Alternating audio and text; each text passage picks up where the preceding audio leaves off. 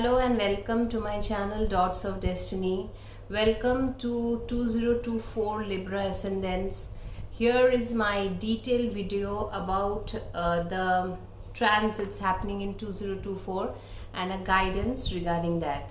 Let us talk first about the outer planets. The outer planets are Saturn, Jupiter, the major planets, and also Rahu Ketu because it travels 18 months in a sign. Saturn is posited in your 5th house and it will be there in the 5th house for the whole of the year 2024. First in Satabhisha Nakshatra and then in Purva Bhadrapada. So it will be there. Then comes the position of Jupiter. Jupiter is there still now and it will become direct in your 7th house and then it will go into your 8th house of Taurus. So there will be a shift from the 1st of May. Rahu Ketu will be it has shifted from your Lagna. Ketu has shifted, Rahu has shifted from your Lagna. Welcome relief for all the Libra people, Libra ascendants, rising, moon, sunshine, whatever. So Rahu has now shifted to your 6th house and Ketu into your 12th house. This was a welcome transit for all the Libra. Many people have suffered a lot due to the last 18 months travel of Rahu Ketu on the Lagna and the 7th. That is a very difficult axis to deal with, but really congratulations for overcoming that. Now these are the outer planets. So Saturn in the 5th, Rahu in the 6th, Jupiter finally in your 8th house of Taurus and Ketu in the 12th. Now come to the inner planets. Inner planets are Venus, Mars and Mercury. Sun, as you know, every month it will make a move and it will begin its journey in January from Sagittarius, that is your 3rd house. Sagittarius will see Sun and Mars combination in the beginning of the year 2024, which is a good combination for the 3rd house. It will give you new initiation, new efforts towards your things. It is a good combination over there from the beginning of the year. Then Mars will travel in the 4th house, 5th house, 6th house, and then it will come into your 7th house, making a new journey from the Mars begins from your 7th house in Aries, and then it will go up to your 10th house, profession house, by the end of the year. And Mars will get debilitated and also retrograde in the sign of Cancer by the end of this year. This will be the journey of Mars from your 3rd to the 10th house. Now one of your Lagna Lord, Venus, this year Venus is having a smooth journey more or less. It is not taking any extra time, it is not getting slow, it is running in its correct planetary timing and correct run it is giving this year.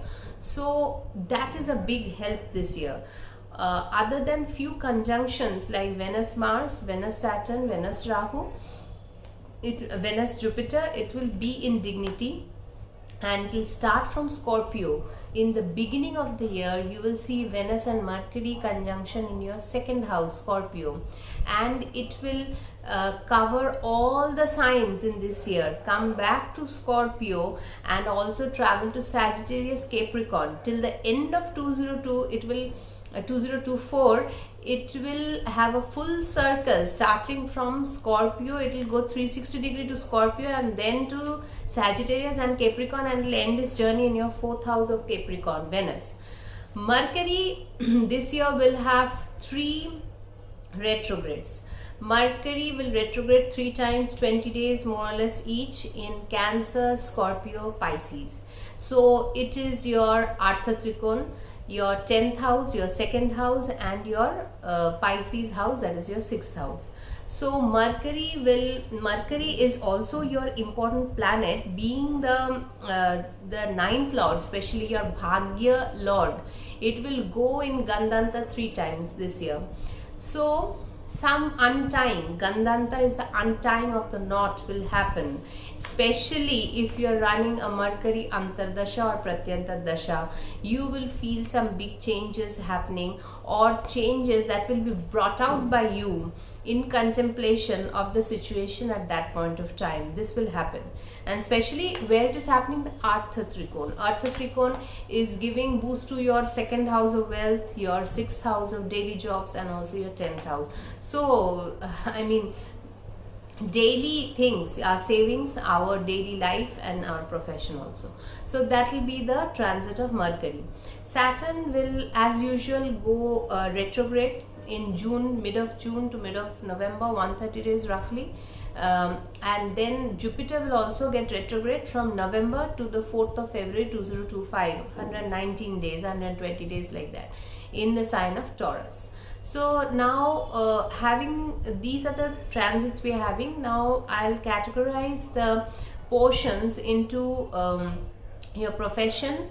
We'll talk about the professional front, the financial front, the relationship front, and the travel and your health front.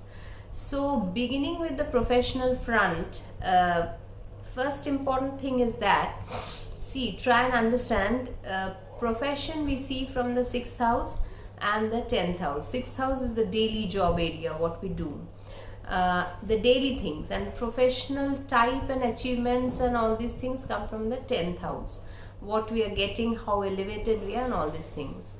Now Saturn is actually transiting 8th from the Cancer sign. So some and also Rahu now getting into your 6th house can push you towards a little bit of change of your professional things, little bit change here and there. Change how? That you may think of quitting something, or rejoining into something, or going and venturing into something else, because when Rahu comes in the 6th, it wants to sometimes people want to even go to the foreign places, or foreign dealing with foreign people, or different kind of a skill you want to deal with, because Rahu gives a lot of competitive spirit in the 6th house, and Pisces is a dreamy sign. So here Rahu will push you towards achieving higher dreams, and you will dream of many things in the daily life. You want to take it to the next level, that kind of a thing. So professional area, I feel, for the Libra people can go through a good change. I see, whenever we talk of change, sometimes it becomes little unacceptable that I don't want to change, but change is only constant, and I feel changes can bring in lot of experiences that is needed.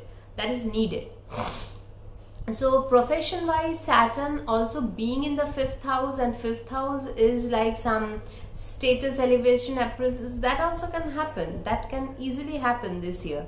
So this year I feel profession may go through a change. You can change something in the, whether job, whether place, where dignity or skill or something, but it should be in a very dynamic sort of an area. It is in a dynamic mode, not in a not in a subtle and sublime way. You will feel that edginess towards your profession, and you'll want to do things over there. Now coming to your financial front. Financial front, we see from the 3 houses, the 2nd and 8th and the 11th. So the 2nd house this year, your Scorpio house, is getting aspect of 3 planets, Rahu, Jupiter, Saturn. All the 3 planets will be aspecting the 2nd house. So wealth can be a major focus this year. Wealth can be, or I should say savings can be a major focus.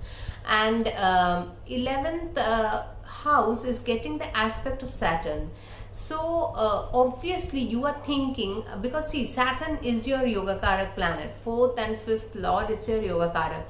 But the way Saturn works is that it wants to make you realize things about the area of the wherever which it is aspecting. For your case, because it's a Yogakaraka, it will push you towards earning money, saving money, thinking about money, investing in a proper way, in a structured way, in a disciplined way, and that should be done. It should be done, and it should add it should add value to your second house, because see, 11th is a house of gains, our desire fulfillment. But what we put up for ourselves and we earn and save it, that is the second house, is very important. So here the second house, Saturn will be aspecting Jupiter when it goes into the 8th house. First 4 months it will be in your 7th house, then Jupiter from 1st of May it will go into the sign of Taurus in your 8th house. You can have sudden inheritances also. See, Jupiter being your third lord, it is your third lord, and going into, in the 1st of May it will go into the 8th house, third and 6th lord.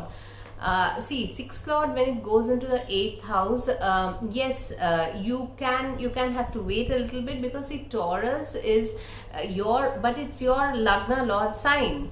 So when the transit of Venus Jupiter happens, or Mars Jupiter happens, because I see these transits can help you develop wealth.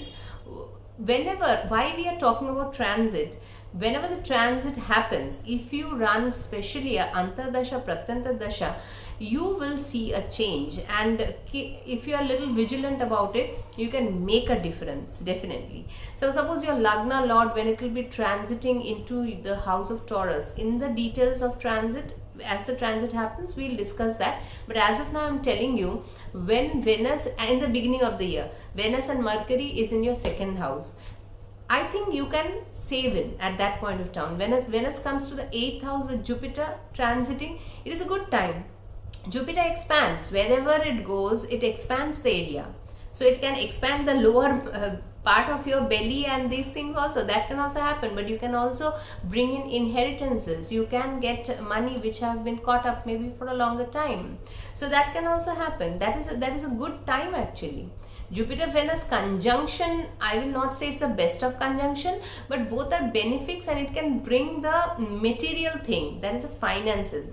The Jupiter also represents bank, finances, and Venus is the Lakshmi, your Lagna lord. Mars and Jupiter, when they come together in the 8th house conjunction, at that point of time also, so because Mars is the second lord, so these things, finances should be good. Influx can be coming a little late, because understand that Saturn is aspecting the sign of Leo. Incoming gains, if some extra money is supposed to come, it can come in little late. But the second house is very much fortified, and especially when Jupiter move into the 8th, all the 3 planets, because I take the 5th and 9th aspect of Rahu, and also, so all the major planets, Saturn, Jupiter, Rahu, aspects the Scorpio house. So finances should do well. Now, relationship front also, second house is the family, 4th house is also the peace of the heart and all these things, 5th house is our love relationship, 7th house is our marriage partner and all. So see, these are in good conditions. There is nothing wrong happening with these houses, because second house, as I told you, it is benefic this year. With all the aspects going, you can expand your family. If you want to get married, if Ketu and Rahu axis, when it was there on their 1st and 7th, it was maybe delaying the thing or not getting into the right process. This can happen when Jupiter is now in the 7th, it will go to the 8th, you can expand your family. And 4th house Lord Saturn is in the 5th. Your children should do well, they can become more matured. If you have though Saturn gives a very realistic relationship, whether love relationships or whatever, if you want to culminate into marriage, yes, it can happen. It can definitely happen this year. So it is a good time for relationship also. See, you will get some initiation in your in your process, because see, Rahu is now in the it is now in the 6th house, so you are dealing with Rog, Rin, Shatru, and so this is a good time actually to take loan.